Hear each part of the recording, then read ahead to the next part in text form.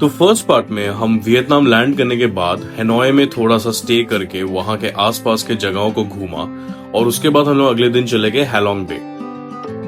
इस पार्ट में हम लोग जाएंगे इंसेंस्टिक विलेज, हैनोई ट्रेन स्ट्रीट और उसके बाद हम लोग निकल जाएंगे सापा के लिए।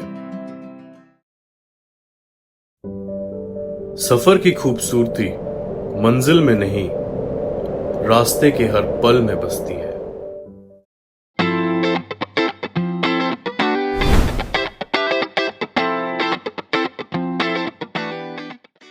हमारे अगले दिन का सफर हमें ले चली इंसेंस्टिक विलेज की ओर। ये हमारे हनोई के होटल से थोड़ा दूर था और हमें ऑलमोस्ट 1 घंटा लग गया यहां पहुंचने के लिए। हमने मेजॉरिटी वियतनाम का ट्रैवल वहां के लोकल ऐप ग्रैब से करी थी। ये इंसेंस्टिक विलेज काफी फैसिनेटिंग था। ये जो भी आप देख रहे हैं ये सब कुछ अगरबत्तियों से बनाया हुआ है। वैसे तो यहाँ पे ज्यादा कुछ देखने के लिए है नहीं, पर हमें आइडिया भी नहीं था कि अगरबत्तियों से इतना प्यारा कुछ बनाया जा सकता है। यहाँ विजिटर्स के लिए ऊंचे प्लेटफॉर्म्स बनाए गए हैं जिससे वो ऊपर से खूबसूरत तस्वीरें ले सकते हैं। ये जगह इंस्टाग्राम के लिए परफेक्ट है। इंसेंस्टिक विलेज के बाद हम लोग निकल गए लंच करने। लंच हमने एक बहुत ही ऑथेंटिक वियतनामीज रेस्टोरेंट में करा, जिसका रिकमेंडेशन भी हमें वो इंसेंस्टिक विलेज से ही मिला था। ये डिश बनती है वहां के लोकल फिश और वेजीज का मिलन से, और वो उस पे अपने सॉसेस और स्पाइसेस मिक्स करते हैं। ये खाना बहुत ही ज्यादा डिलिशियस और फिलिंग था एंड ये डेफिनेटली रिकमेंडेड है। लंच के बाद हम लोग निकल गए सेंट जोसेफ्स कैथेड्रल की तरफ। ये कैथेड्रल में पहुंचते ही पहली रात को एक बार आ गया था अकेले देखने, तो आपको दोनों नाइट एंड डे का भी व्यू मिल गया। उसके बाद हमने वहां के लोकल रिक्शास को पकड़ के निकल गए हैनोई के ट्रेन स्ट्रीट को देखने। हैनोई के सड़कों पे आज भी एक फ्रेंच कॉलोनियल बिल्डिंग्स का वाइब है। ट्रेन स्ट्रीट पहुंचते ही एक कैफे ओनर अपने कैफे तक हमें एस्कॉर्ट करके लेके गया, जो कि एकदम ट्रेन ट्रैक्स के बगल में ही था। वहां काफी लोग बैठ के बेसब्री से वेट कर रहे थे ट्रेन के आने का। ट्रेन की आवाज सुनते ही सब अपने फोन्स और कैमरास लेके रेडी हो गए।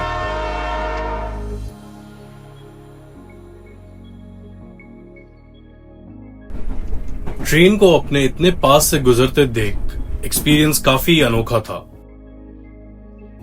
लकी तो हम इस बात पे भी हो गए कि 2 ट्रेन देखने को मिल गए हमें। ये ट्रेन हमारे बहुत ही पास से गुजरती है, तो अगर आप लोग सोच रहे जाने का तो प्लीज सेफ डिस्टेंस मेंटेन कीजिएगा। रात को हमारा एक बस बुक था जो हमें सापा की ओर ले चलता। आपको comfortable space, reclining bed, pillows और भी बहुत कुछ अमेनिटीज मिलती है अंदर, एंड ये काफी कंफर्टेबली आपको सापा पहुंचा देता है। ये ट्रिप लगभग 5 से 6 घंटे का होता है और हमें काफी ब्रेक्स भी मिले थे वॉशरूम वगैरह नेसेसिटीज के लिए। सापा पहुंच के हमारा नजारा कुछ ऐसा था। पहाड़ों के गोद में खेलते हुए घने बादल, इतना ज्यादा पीसफुल और इतना ज्यादा शांत, हमारे सिटी लाइफ से एक अच्छा ब्रेक लगा। हम सापा पहुंचते ही कुछ कैफेज की तरफ निकल गए जो बिल्कुल ही पहाड़ों के गोद में था। सापा में बादलों का घूमना एक अद्भुत प्राकृतिक दृश्य है जो हमें मंत्रमुग्ध कर दिया था।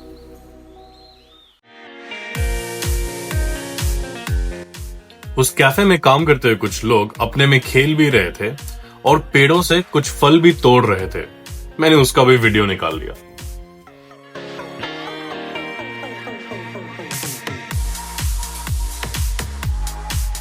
वहां से निकलने के बाद हम लोग चले गए कैटकैट विलेज की ओर।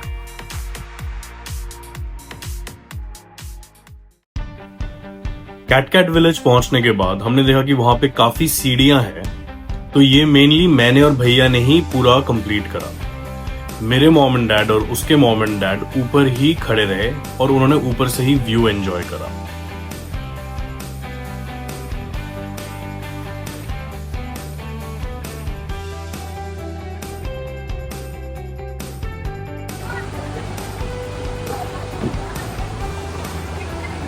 So भैया, how has been your experience of Cat Cat Village?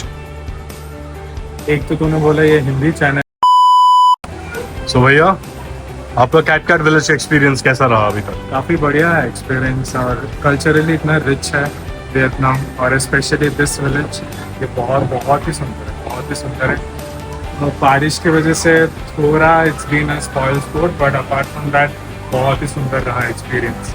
और बहुत लोग आए हैं एंड नदी भी इतना सुंदर है, ऊपर आप देखोगे तो पहाड़ है, ठंड नहीं लग रही है, काफ़ी प्लेजेंट वेदर है। नहीं प्लेजेंट तो नहीं बोलूँगा, बारिश है, पर ठीक है, इसका भी एक अलग अनुभव सबको होना चाहिए। तो ओवरऑल बहुत ही सुंदर था। Thank you.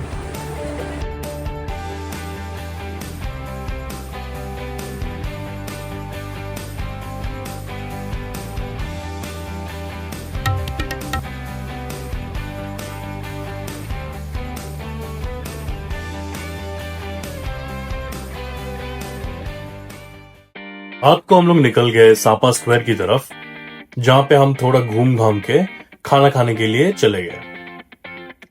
सापा स्क्वायर के चारों ओर सारे बिल्डिंग्स में इतने बढ़िया तरीके से लाइटिंग दी हुई थी कि मन एकदम छा गया।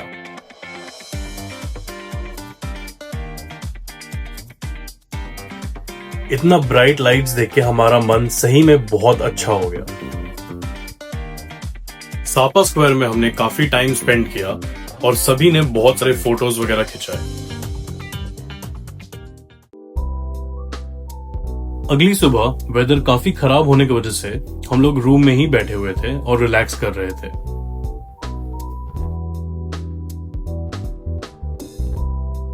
हाय guys, so as you can see आज थोड़ा सा वेदर अभी बेटर हुआ है।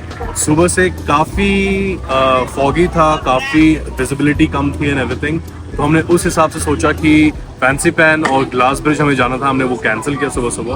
बट अभी वेदर थोड़ा ठीक हुआ है करके हम लोग अभी सापा कन्वेंशन स्क्वायर आए हैं, और यहाँ पे हम लोग हमारे पीछे सापा स्टेशन भी है और थोड़ी देर में वो भी एक्सप्लोर करने वाले हैं। इसके बाद हम लोग जाने वाले हैं एक और कैफे में आज। होपफुली वहाँ से व्यूज और बेटर रहेंगी, तो वहाँ जाके भी आपको व्यूज काफी दिखाने वाले हैं।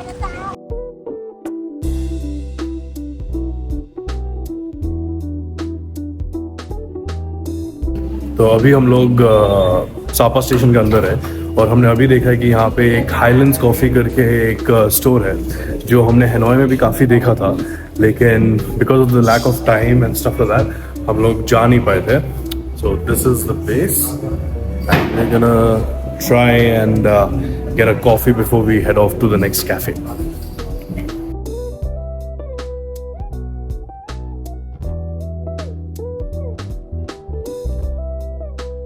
इस कैफे का नाम वियत ट्रेक कैफे था और इसके व्यूज कुछ ज्यादा ही एक्स्ट्राऑर्डिनरी थे।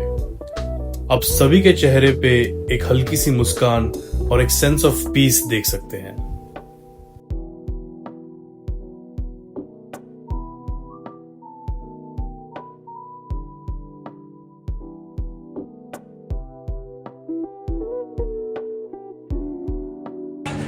What a beautiful place, Ronit.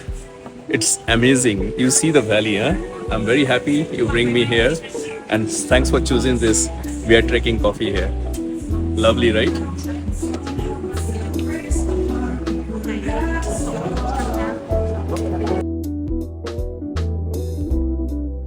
इस कैफे से व्यूज सही में बहुत ही बेहतरीन थे। कैफे का एक और हाईलाइट ये भी है कि आपके सामने से ही एक ट्रेन गुजरता हुआ आपको दिखेगा।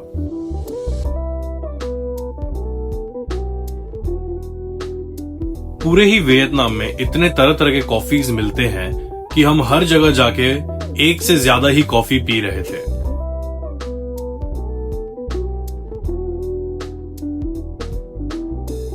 हमारा निकलने का बिल्कुल मन तो था नहीं, बट वेदर खराब होने की वजह से हमें निकलना ही पड़ा।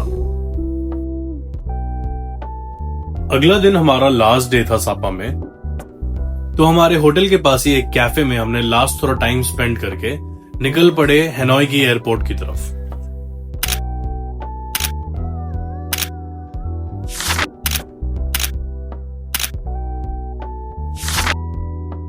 हमारा ये वियतनाम का ट्रिप काफी ही यादगार रहा और ये आने वाले काफी समय तक हमारे दिल में रहेगा।